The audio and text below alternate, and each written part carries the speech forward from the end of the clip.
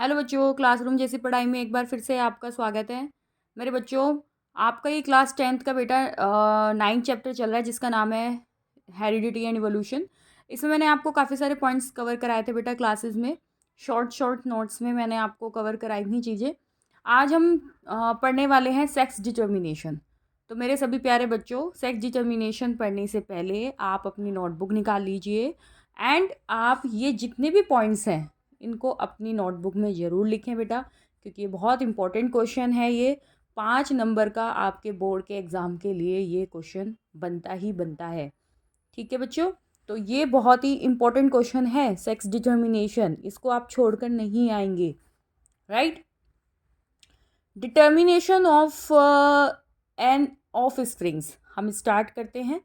ठीक है, आप कैसे डिटरमाइन करेंगे अपने ऑफ स्प्रिंग्स जो बच्चे हैं बेटा उनके सेक्स को कैसे डिटरमाइन करेंगे। ठीक है ना, उसके सेक्स ऑर्गन को आप कैसे डिटरमाइन करेंगे। तो कुछ फैक्टर्स हैं that is responsible for the sex determination which is divided into the 2 parts. One is environmental and second one is genetic. ठीक है, तो एनवायरमेंटली क्या होता है कि in some animals the temperature at which the fertilize egg are kept decide the gender. तो environmentally तो कुछ एनिमल्स ऐसे हैं जो कुछ टेम्परेचर पर बेटा अपने एग्स को फर्टिलाइज करते हैं, अपने जेंडर्स को डिसाइड करते हैं। ठीक है, तो जैसे for example in turtle. Right बेटा। अब ऐसे इसमें आता है आपका जेनेटिक्स। जेनेटिक्स में क्या होता है कि in some animals like the humans gender of individual is determined by the pair of chromosomes that is called the sex chromosome.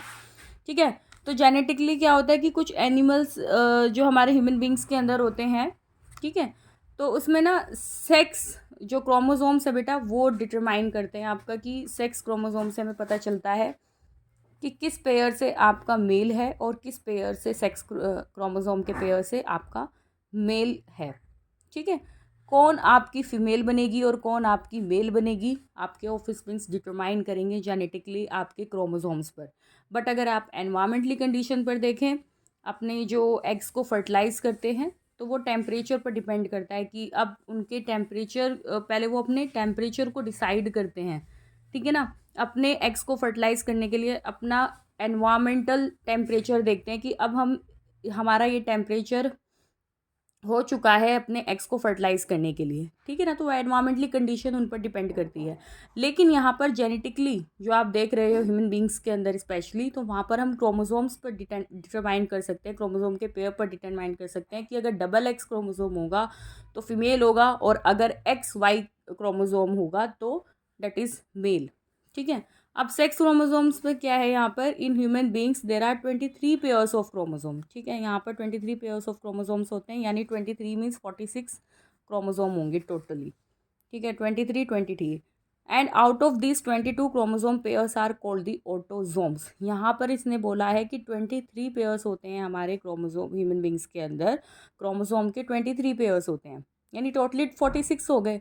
तो बेटा जो इनमें से 22 क्रोमोसोम्स के पेयर होते हैं वो ऑटोसोम्स होते हैं, वो एक जैसे ही होते हैं, मीन्स कि वो सारे एक्स एक्स होंगे।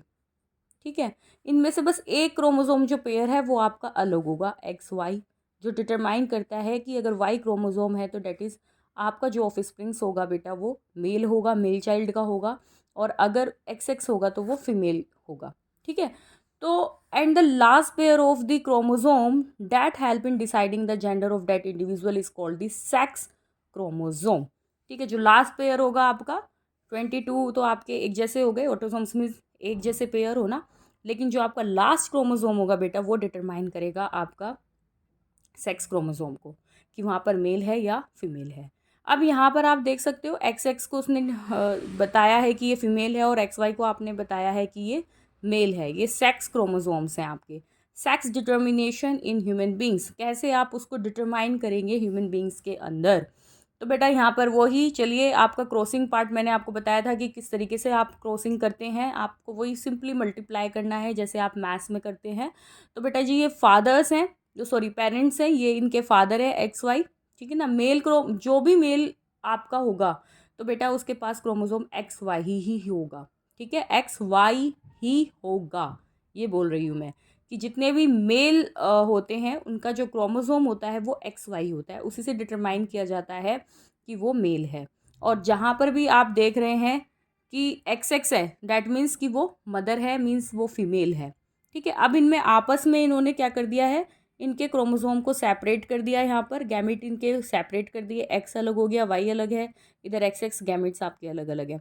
ठीक है, अब इनमें ही आपने मल्टीप्लाई कर दी, एक्स की एक्स से मल्टीप्लाई करेंगे तो डबल एक्स होगा, फिर एक्स की एक्स से करेंगे डबल एक्स होगा, फिर वाई की एक्स से करेंगे एक्स वाई होगा, फिर वाई की एक्स से करेंगे तो एक्स वाई होगा। डेट मीन्स इसमें 50-50% आपकी प्रोबेबिलिटी होती है मेल एंड फीमेल चाइल्ड की।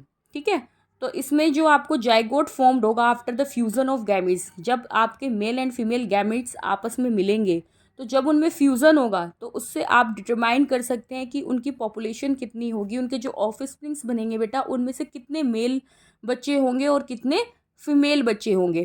तो यानी उनको हम यहाँ पर ऑफस्प्रिंग्स डालते हैं, मीन्स यहाँ पे चाइल्ड है ये आपका। तो कितने बच्चे होंगे, इनकी कितनी प्रोजनी होगी, तो 50% प्रोबेबिलिटी है फीमेल्स की होने की, यानी कि दो उसमें हो गए आपकी दो बच्ची यहाँ पर आपकी फीमेल हैं और दो बच्ची यहाँ पर आपकी मेल है, तो ये 50% प्रोबेबिलिटी है, यानी 50-50 क्रॉसिंग होगा यहाँ पर।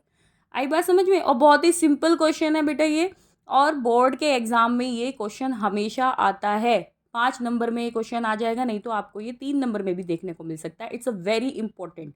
ठीक है, इसको आप बिल्कुल ना भूलें। एक पॉइंट और है, इसमें आता है कि this shows that half the children will be boys and half will be the girls, so all the children will inherit an X chromosome from their mother regardless whether they are boys or girls.